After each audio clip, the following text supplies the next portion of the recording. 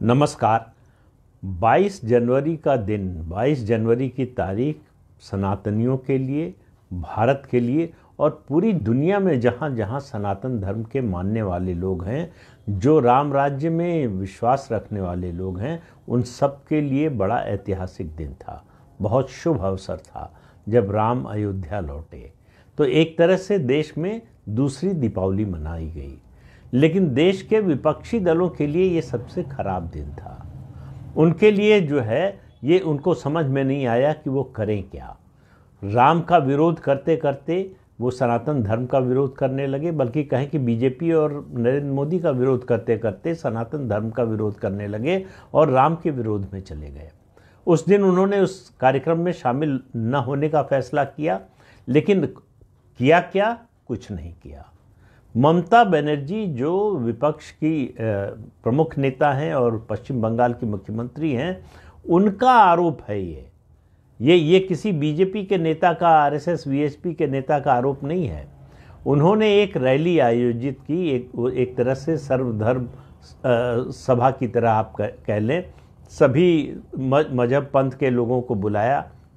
उन्होंने कोलकाता में रैली आयोजित की और इसके जरिए उन्होंने संदेश देने की कोशिश की कि विपक्ष भी कुछ कर रहा है।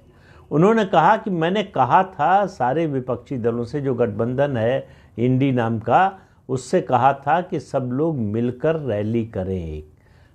अलग अलग जो है, जो धर्म संप्रदाय पंथ के पूजा स्थल हैं वहाँ पर जाएं। जैसे ममता बनर्जी ने आरती में शामिल हुई काली घाट के काली मंदिर में, और उसके अलावा मस्जिद गई, गुरुद्वारा गई, चर्च गई। तो उन्होंने कहा लेकिन मेरी बात किसी ने सुनी नहीं। अब वो रैली उन्होंने आयोजित की थी भारतीय जनता पार्टी के विरोध में, भारतीय जनता पार्टी का पर हमला करने के लिए, लेकिन दरअसल वो रैली बदल गई विपक्ष पर हमले में। उन्होंने पूरी रैली में सबसे ज़्यादा अटैक अगर किसी पर किया तो वो इंडी अलायंस के अपने गठबंधन के साथी दलों पर। उन्होंने कहा कि मैंने नाम दिया इंडिया इस गठबंधन को, लेकिन जब मैं इसकी बैठकों में जाती हूँ तो मुझे ये देखकर बड़ा अफसोस होता है कि इस गठबंधन को सीपीएम वाले चला रहे हैं। उन्होंने कहा ये मुझे कैसे मंजूर हो सकता है? जिस पार्टी से, जिस लेफ्ट गठबंधन से मैं 34 साल लड़ी, उसके साथ कैसे जा सकती हूँ? फिर उन्होंने कहा कि बीजेपी से सबसे ज़्यादा लड़ कौन रहा है, सबसे मजबूती से कौन लड़ रहा है? तो उन्होंने अपना नाम लिया। उन्होंने कहा कि सिर्फ मैं बीजेपी से सबसे मजबूती से, सबसे ताकत से लड़ रही हूँ, बाकी कोई ऐसा दल नहीं है जो बीजेपी से लड़ रहा हो। तो उन्होंने एक तरह से पहले कांग्रेस पर हमला किया। कहा मैंने कांग्रेस के लोगों को ये कहा था कि आप सिर्फ 300 सीटों पर लड़िए। जिस राज्य में जो क्षेत्रीय दल मजबूत है, उस राज्य में सीटों के बंटवारे का मामला, उसका मुद्दा जो है, उस पार्टी पर छोड़ दीजिए जो वहाँ की नंबर 1 पार्टी है, क्षेत्रीय दल है। लेकिन कांग्रेस ने मेरी नहीं सुनी। तो वो शिकायत जो उनको बैठकों में जाहिर करना चाहिए था, बोलना चाहिए था विपक्षी गठबंधन की, वो उन्होंने सार्वजनिक मंच से बोला। उन्होंने कहा कि सीपीएम चलाए इंडी अलायंस की बैठक, ये उसका संचालन करे, ये उनको मंजूर नहीं है। दूसरा, कांग्रेस के रवैये से भी वो नाराज़ हैं कि कांग्रेस सीटों के तालमेल पर उनकी सुन नहीं रही है। उनका कहना है कि मैं बार बार कह रही हूँ कि सीटों के तालमेल पर जल्दी फैसला कीजिए, और ये उसका जो उनका सुझाया हुआ फॉर्मूला है कि जहाँ जो साथी दल मजबूत है जिस राज्य में, उस पर छोड़ दीजिए कि वो बाकी दलों को कितनी सीटें देता है। कांग्रेस सिर्फ 300 सीटों पर लड़े और इन 300 सीटों पर कांग्रेस की मदद क्षेत्रीय दल करेंगे, लेकिन ऐसा कुछ हो नहीं रहा है। तो कुल मिलाकर उनका जो भाषण था, एक ये कि बीजेपी से कोई उनके अलावा मजबूती से लड़ नहीं रहा है। उनका कहना है कि वो जितनी ताकत से बीजेपी से लड़ रही हैं, उस तरह से देश में कोई विपक्षी दल नहीं लड़ रहा है।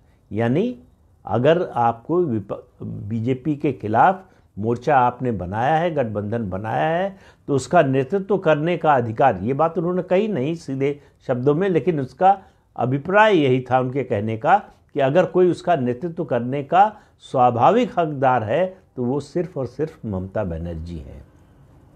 तो ये बात जो गठबंधन में, विपक्षी दलों के गठबंधन में कही जा रही थी कि चुनाव के बाद देख लेंगे कौन नेता होगा, कौन प्रधानमंत्री पद का उम्मीदवार होगा या प्रधानमंत्री होगा, दरअसल नेतृत्व का मुद्दा न सुलझने के कारण लगातार परेशानी हो रही है, लगातार उसकी वजह से दिक्कत हो रही है।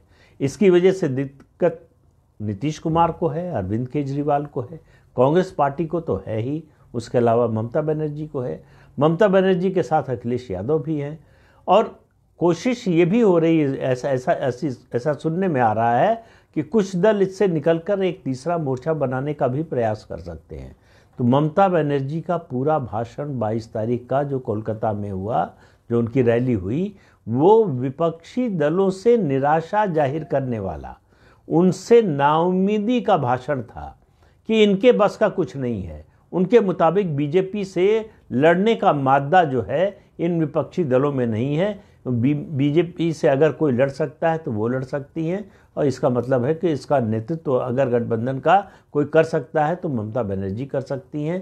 कांग्रेस का पर उनका एक तरह का आरोप है परोक्ष रूप से कि कांग्रेस सीपीएम के हाथों में खेल रही है, कांग्रेस को सीपीएम चला रही है, सीपीएम के इशारे पर कांग्रेस पार्टी चल रही है, इसलिए गठबंधन की समस्याएं कम होने की बजाय और ज़्यादा बढ़ती जा रही हैं। तो गठबंधन को लेकर, जो इंडी अलायंस को लेकर बात भारतीय जनता पार्टी के नेता या उसके दूसरे संगठनों के नेता कहते थे, वो बात अब ममता बनर्जी कह रही हैं कि ये गठबंधन जो है अगर इस तरह से चलेगा तो ये चल नहीं सकता। उनकी नाराज़गी देखिए, शुरू से, आज से नहीं, शुरू से उनका कहना है कि मैं 34 साल से लेफ्ट से लड़ रही हूँ और उसी लेफ्ट के साथ मैं गठबंधन में नहीं रह सकती। तो उनका बड़ा साफ साफ कहना है कि कांग्रेस पार्टी को चुनना होगा, ममता बनर्जी की तृणमूल कांग्रेस या सीपीएम के नेतृत्व वाला वाम दलों का गठबंधन। दोनों साथ नहीं रह सकते, दोनों में से किसी एक का चुनाव कांग्रेस पार्टी को करना होगा। और कांग्रेस पार्टी इस समय झुकी हुई नज़र आती है सीपीएम के नेतृत्व वाले वाम मोर्चे की तरफ। तो अगर वाम मोर्चे की तरफ कांग्रेस झुकी रही तो आप मानकर चलिए कि देर सवेर क्या मतलब, आप फरवरी आप ज़्यादा से ज़्यादा मान सकते हैं या मार्च के फर्स्ट वीक तक हो सकता है इस गठबंधन से कुछ दल निकल जाएं, और उन कुछ दलों में तृणमूल कांग्रेस का भी नाम हो सकता है, क्योंकि कांग्रेस पार्टी पश्चिम बंगाल में कांग्रेस को 2 से ज़्यादा सीटें देने को तैयार नहीं है। इसको आप बार्गेनिंग टैक्टिक्स भी कह सकते हैं। और बार्गेनिंग टैक्टिक्स ये है कि ममता बनर्जी पश्चिम बंगाल में कांग्रेस को 2 से ज़्यादा सीटें देने को तैयार हो सकती हैं, लेकिन उनकी शर्त है, और इस शर्त को उन्होंने खुले तौर पर तो नहीं, औपचारिक तौर से नहीं, लेकिन अनौपचारिक तौर से एक तरह से स्पष्ट कर दिया है कि अगर बंगाल में ज़्यादा सीट चाहिए, 2 से ज़्यादा कांग्रेस पार्टी को, तो वो तृणमूल कांग्रेस को असम में और मेघालय में सीट दे। क्या कांग्रेस इसके लिए तैयार होगी? क्योंकि कांग्रेस अभी तक जो उसके प्रभाव वाले राज्य हैं उनमें विपक्षी दलों के, बाकी साथी विपक्षी दलों के किसी भी नेता या किसी भी पार्टी को सीटें देने के लिए तैयार नहीं है। तो अगर असम और मेघालय में तृणमूल कांग्रेस को कांग्रेस पार्टी सीटें नहीं देती है तो आप मानकर चलिए कि पश्चिम बंगाल में कांग्रेस, सीपीएम और तृणमूल कांग्रेस का जो अलायंस बनता हुआ दिख रहा है वो नहीं बनेगा। टीएमसी पहले से ही सीपीएम को लेकर नाराज़ है, वो सहज नहीं है, और कांग्रेस और सीपीएम का साथ उसको और ज़्यादा बुरा लग रहा है। उसे लग रहा है कि सीपीएम, जिसकी कोई ताकत नहीं है पश्चिम बंगाल में, उसके लिए कांग्रेस पार्टी, ममता बनर्जी जो सबसे ताकतवर हैं पश्चिम बंगाल में कम से कम, उनको नाराज़ करने का काम कर रही है, उनकी अवहेलना का काम कर रही है, उनकी उपेक्षा का काम कर रही है। ये बात ममता बनर्जी को कतई बर्दाश्त नहीं है। तो उन्होंने बड़ा साफ कर दिया है कि कांग्रेस पार्टी तय कर ले कि वो सीपीएम के इशारे पर चलेगी या ममता बनर्जी के साथ चलेगी। सीपीएम कहीं बीजेपी से लड़ नहीं पाई है, क्योंकि सीपीएम देखिए त्रिपुरा में थी, वहाँ साफ हो गई, बीजेपी ने हरा दिया। सीपीएम बंगाल में थी, वहाँ तृणमूल कांग्रेस और बीजेपी ने हरा दिया उसे। सीपीएम बची है अब केरल में। केरल में चूंकि बीजेपी है ही नहीं, कोई उसका जनाधार नहीं है, इसलिए और न तो तृणमूल कांग्रेस का है, वहाँ सीधी लड़ाई जो है एलडीएफ और यूडीएफ की है, तो इसलिए बीजेपी की वहाँ कोई भूमिका नहीं है। तो सीपीएम कहीं भी देश में बीजेपी से लड़ नहीं पाई है, ये ममता बनर्जी बड़ा साफ साफ कह रही हैं। और वो कह रही हैं कि मैं लड़ रही हूँ, मैं बीजेपी से लड़कर जो है वो 42 में से 22 सीटें लेकर आई लोकसभा की 2019 में। तो इसलिए जो है उनकी नाराज़गी बीजेपी से ज़्यादा इस समय अपने गठबंधन के साथी दलों और ख़ास तौर से कांग्रेस पार्टी से है। तो ये मतभेद जो है इंडिया अलायंस के आपस के और गहराते जा रहे हैं, और ये धीरे धीरे जिस दिशा में जा रहे हैं उसमें साफ दिखाई देता है कि ये गठबंधन टूटने वाला है। सवाल ये है कि कब, कितने दिन में। तो इस अंक में इतना ही, अगले अंक में फिर मिलेंगे किसी नए मुद्दे के साथ। तब तक के लिए अनुमति दीजिए। आपसे अनुरोध है कि ये चैनल देखिए, शेयर कीजिए और लाइक कीजिए। नमस्कार।